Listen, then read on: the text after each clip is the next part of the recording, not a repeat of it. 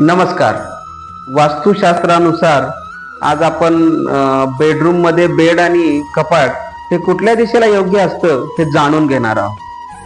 तर शक्यतो सहसा जर पाहायला गेलं, आपला बेड हा दक्षिण किंवा पश्चिम कोपऱ्यात असावा, म्हणजेच जे आपले डोकं आहे ते दक्षिण किंवा पूर्वेकडे असावे.